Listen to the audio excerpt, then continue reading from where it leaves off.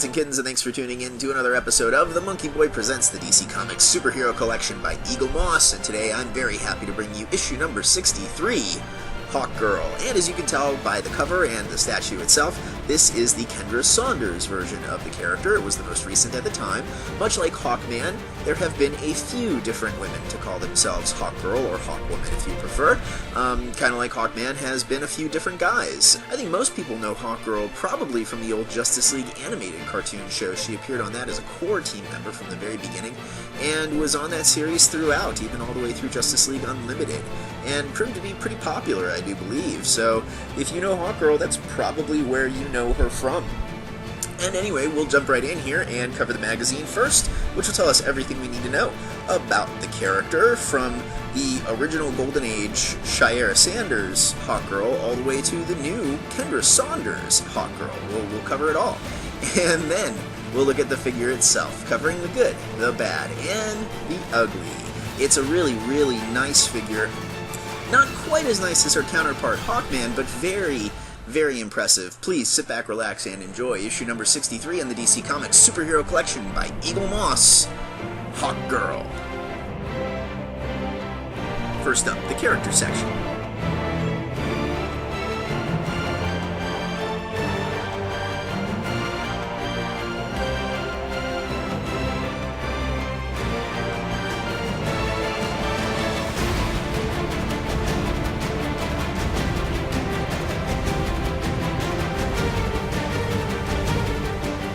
This is where we learn Hawkgirl has lived many different lives. Her first one can be traced back to ancient Egypt, when she was a lady in the court of Egypt known as Chay-Ara, betrothed to Prince Khufu-Mont Qatar, who was the very first Hawkman.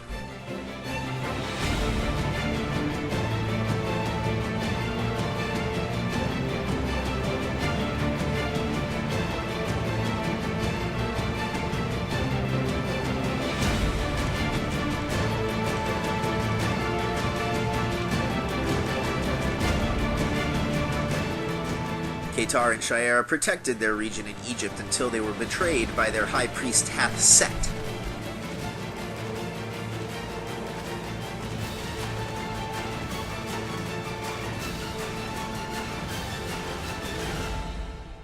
We next see a number of Chay-Ara's other lives, where she was an Incan warrior priestess, a cowboy in the Wild Wild West, and even a member of the Underground Railroad during the Civil War.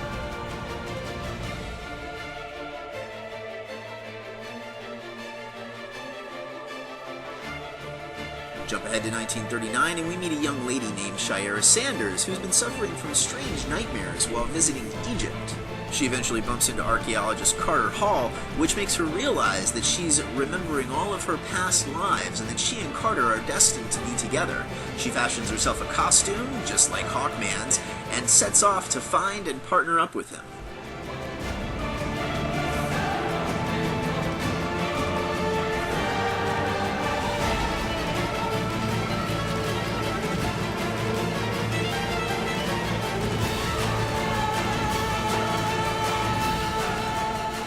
Eventually, both Chay-Ara and Carter would meet their end while trying to save new Hawkman Qatar Hall from a being known as the Hawk God.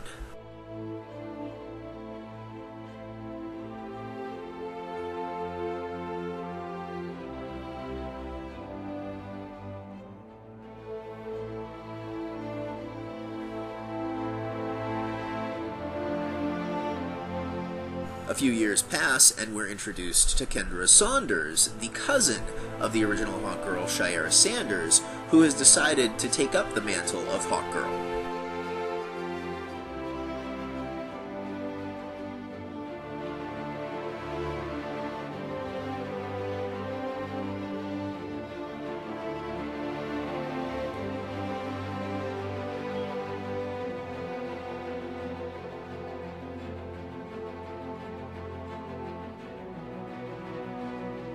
When Kendra put the costume on, she instantly knew through muscle memory how to control the nth metal in order to fly and augment her strength and durability.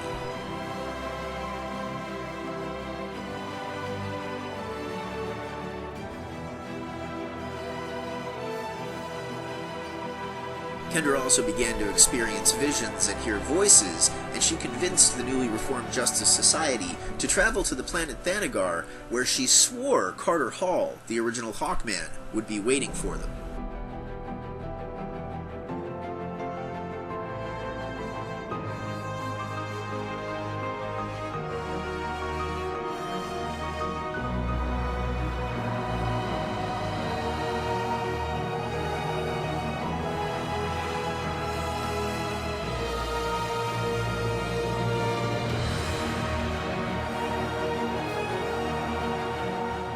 Kendra also caught up with the man who murdered her parents after she learned he had been posing as the police chief in New Orleans.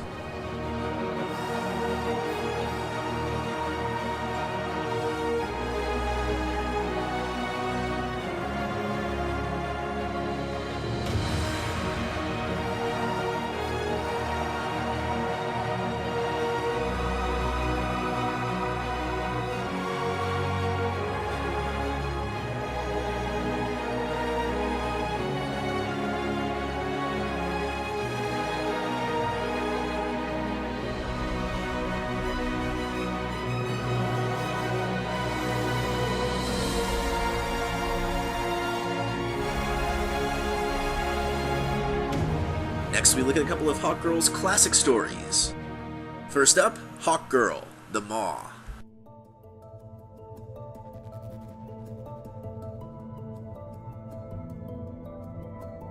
And this story is more or less an introduction to Kendra Saunders. It opens with her committing suicide, her soul leaving her body, and it traveling back to ancient Egypt, where it is summoned and sort of resurrected by Princess Chay-Ara, and together she learns how important her life is, how important all of her lives have been and will be, and is convinced in the very end to become the new Hawkgirl. We also have Hawkgirl Hath Set.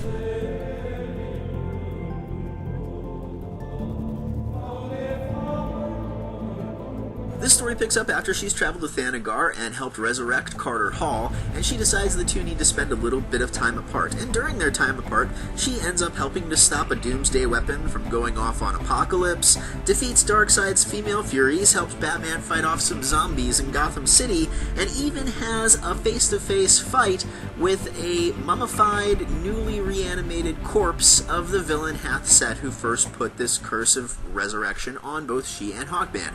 It's epic, it's fun, it's beautifully illustrated.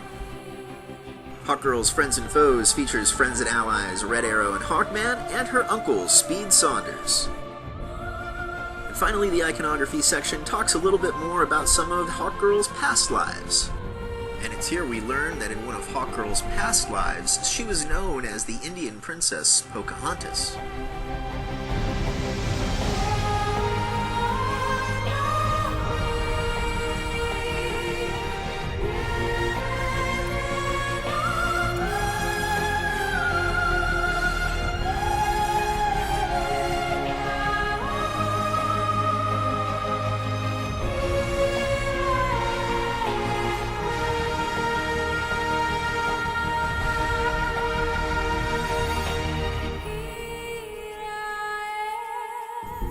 Here we have Hawkgirl, or at least the Kendra Saunders version of Hawkgirl, which I really dig.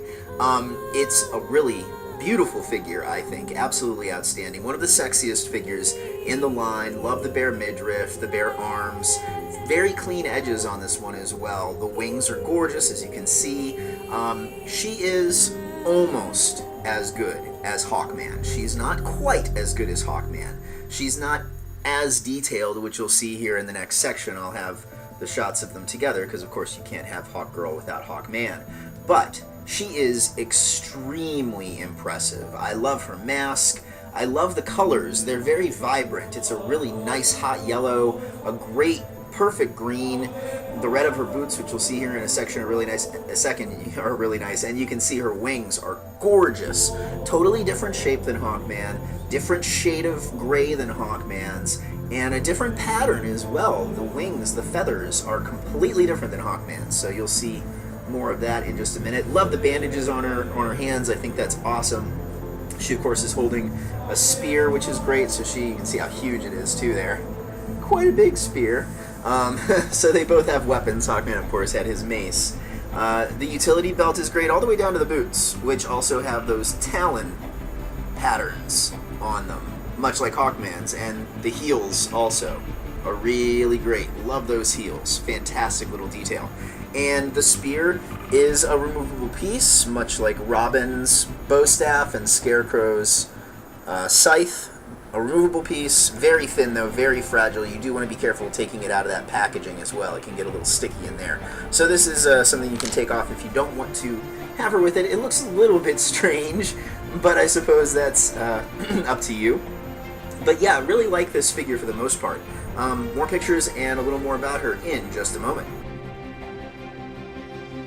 Hawkgirl stands atop the classic DC logo, and the underside of her base features her name and serial number. And so you can compare her and get a sense of scale. Here she is with her eternal love, Hawkman. A group shot with the members of the Justice Society of America that Eaglemoss has produced so far. And finally, a big group shot with every member of the Justice League produced so far. Hawkgirl is another absolutely outstanding figure in this series. I'm really happy to have her. It's always nice to have another Lady Leaguer, and it's nice to have another really detailed hero. She's not on the scale of Hawkman, but she is very, very close. There are just a few little things that are wrong with her that I'll point out to you in just a moment here. But we must start at first with the good, as always. Pretty much everything on her, really. I do think she's outstanding. She's not quite at the same level as Hawkman, as you can see in our little comparison shot here. I can't talk about her without talking about Hawkman. You can see they're very nice together. The color palette is identical, which I think is a great way to tie the two together. The orange for the helmets is the same, the yellows are the same, the greens, the reds, it's all the same palette, which is great. They both have weapons in their right hand, and their left hands are doing something else. The poses are pretty similar. I love the wings on both of them. Similar yet different. His are very rigid, very masculine looking. Hers are much more rounded and feminine, almost angelic, I think, and the colors are different, as well as the pattern on the feathers themselves. Very, very different, all the way down to the tips of the wings. And I do love, you can see their boots match, which I think is great. She, of course, has heels on hers, but the talons are there. But again, you can see his talons are raised. They're actually molded, whereas hers are just painted on. So that sort of lends to what I'm saying when I talk about the fact that he's slightly more detailed than she is. And speaking of her boots, I really think they're fantastic. I love the coloring, love the fact the talons are there. The heels are really nice. There's great wrinkling, great shading. They look worn a little bit. And the fact that the talons are hand-painted without any sculpt to follow, I think is pretty cool, actually. Also on the base there, in between her feet, there is an indentation for the end of the spear to keep it secure and snug, which I think is a nice little feature. As you can see, it does hold it in place very nicely, so there's no chance of it slipping or bending or anything on you, which is pretty cool. Love the exposed midriff. The utility belt, I think, is great. The pouches look worn, a little dirty. The buttons each look a little different. I like the different sizes of pouch and how it's slung on her hip a little bit. The red underoos are a great touch. Again, it breaks up the figure, not just one solid color like that green the whole way through. The hand on her hip is fantastic. Every finger is detailed, and I think it looks great. And the bandaging on both hands is wonderful. It looks like a cloth due to the texture they gave it, and it also is a nice sort of off-white, so it looks like medical tape, basically. And the fisted hand, again, you can see there's a hole through the center for the spear to fit through, and it does fit through very snugly. You want to be careful pushing it through because it does want to fight you a little bit sometimes. Speaking of the spear, here it is. Very long, very flimsy. Do want to be careful with it, especially taking it out of the packet. It is nice, though. Great detail. Love the tip of the spear, too. The fact that it's that metallic paint. It's sort of dull, and it does have a bit of an edge to it, which I think is awesome. Love the tank top, whatever you want to call it. The yellow is great. Love the bare arms, and she's got a nice tone. She looks like a girl who can take care of herself. And the wings, beautiful. Absolutely gorgeous. Great pattern, great color, great shading. Love how they're rounded, love how they're similar but different to Hawkman's. I think they're stunning. As I said, she looks angelic with the wings. And the head sculpt, finally, the mask, I think is really nice. Nice, not great, not like Hawkman's. Hawkman's was outstanding. This is really cool, though. It's aggressive, it's sharp. Love the orange, love the black, and the pupilless eyes I think are a nice touch.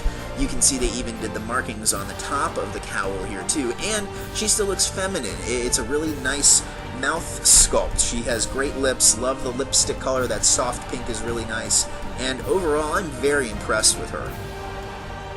The bad, and I'll play a little devil's advocate here in a second because I mostly like this figure. There are very few things wrong with it. There is some bleeding, especially around the belt area. Her red underoos just sort of end and it turns green all of a sudden, and there's a spot on the back of the belt where it's not painted at all. I suspect it was because it was really hard to get in between those wings though, so I forgive it. It showed the hand painted. Also, the tip of the spear is a little bit bent, but again, handcrafted, and maybe she was in a fight before she decided to sit on my shelf. Finally, the devil's advocate part of this is the eyes. I personally like the pupilless eyes, but I do see the argument that some people have that you should either see Kendra's eyes through the mask or have the bird-like slit for eyes on the mask. See the argument, but as I said, I like it this way.